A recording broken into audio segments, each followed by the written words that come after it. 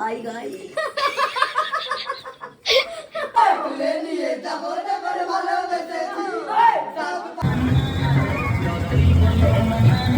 নমস্কার সবাইকে। বিয়ের ব্লগগুলো দিতে দিতে তো কোথায় একটা হারিয়ে গেছিলাম, ব্লগই পোস্ট করতে ভুলে গেছি। আজকে চলে এসেছি সুস্মিতার বিয়ের দিনের সন্ধ্যাবেলার ব্লগটা নিয়ে।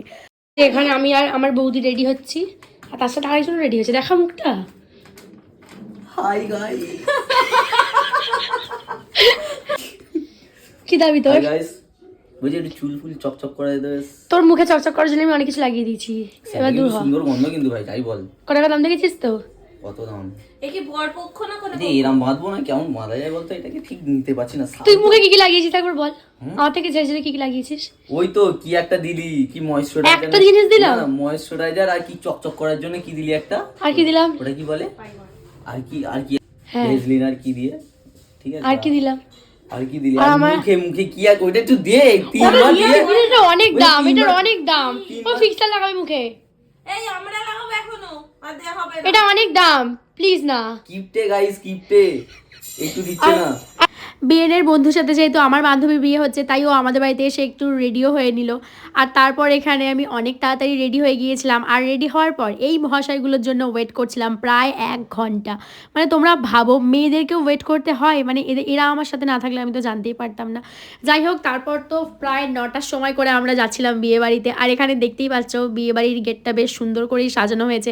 তারপরে দেখা করলাম আমরা ব্রাইডাল গ্রুমের সাথে। আর আমরা সেদিন এতটাই লেট করে গিয়েছিলাম যে ওদের বিয়েও কমপ্লিট হয়ে গেছিল। আর এবার তোমরা বলবে যে ওর মাথায় তো সিঁদুর নেই। আসলে ওদের নিয়ম আছে যে তার পরের দিন সিঁদুর পরাবে, সেই কারণে ও বিয়ের দিন কোনো রকম সিঁদুর পরেনি। আর এখানে আমার বন্ধুরা যেসব গিফটগুলো দিয়েছিল সেগুলো আমরা ওর কাছে হ্যান্ড ওভার করে দিচ্ছিলাম।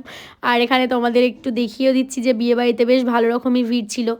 আর তারপর আমি আমার সুন্দরী বান্ধবীগুলোর সাথে দেখা করে নিয়েছিলাম, মানে ওরাও তো সবাই আমার আগেই সেদিনকে পৌঁছে গেছিলো। আর দেখে নাও তোমরা আমাদের ব্রাইড আর গ্রুমকে, ও আমার ছোটোবেলার স্কুলের বান্ধবী।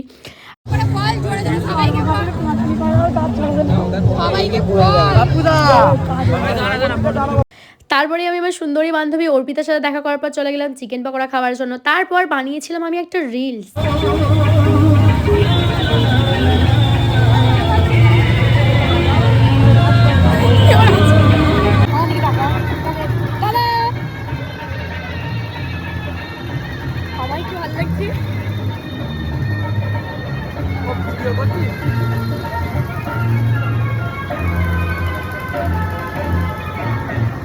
एक गुड जिंदगी का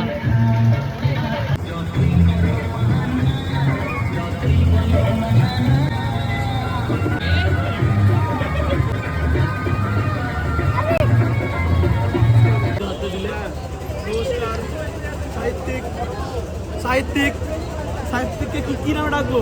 সত্যজিৎ রায়। আগলা দাঁড়া, এইটার জন্য একটু ছোড়াছুড়ি করে দেবো নিজে। ছবিটাকে তুলবে আমার দাদু। তারপরে আমি আর মন্টু চলে গেছিলাম একটু ফুচকা খাওয়ার জন্য। ওখান থেকে এসে আমার এই সত্যজিৎ রায় বন্ধুকে আমি তুলে দিয়েছিলাম বেশ কয়েকটা ছবি। এই যে এই ছেলেটাকে আমি সাজিয়ে দিয়েছি সুন্দর করে। গ্লো করছে, দেখো না স্কিনটা।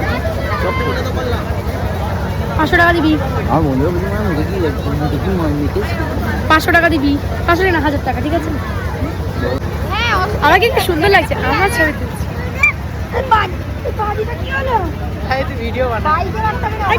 আমাকে কি সুন্দর লাগছে, দেখ ভিডিওতেই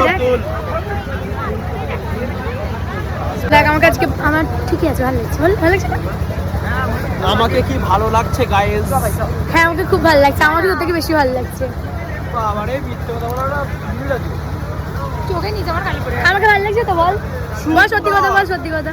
এই আমি বলছি, আমি বলছি সুন্দর, অতুলনীয়, অভাবনীয়, অসাধারণ। বাবা গো, একটা কথা বলে পিছনে একটা লাথি মারো তোমার।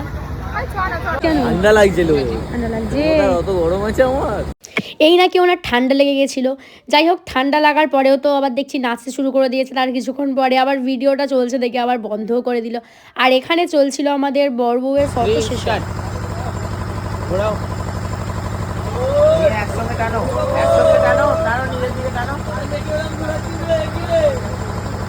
এটাই ভালো, তুই চোখ বন্ধ করে থাক, তুই তো এটাতেই বেশি খুশি হস।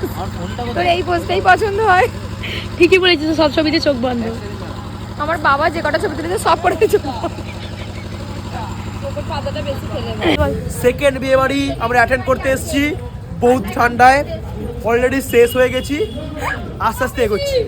আসলেই সুস্মিতার বিয়ের দিনে ছিল রুবির রিসেপশন, সেই জন্য আমাদের দু জায়গায় অ্যাটেন্ড করতে হয়েছে। আর এখানে সুস্মিতার বিয়ে কমপ্লিট করার পরে আমরা সবাই মিলে যাচ্ছিলাম রুবির রিসেপশন অ্যাটেন্ড করতে। আর রুবির রিসেপশনে কী করলাম সেটা তোমাদের সাথে খুব তাড়াতাড়ি শেয়ার করব। আর এই ভিডিওটা এতটুকুই, যদি ভালো লাগে লাইক করে দিও। দেখা হবে অন্য ভিডিওতে, ততক্ষণ তোমরা খুব ভালো থেকো।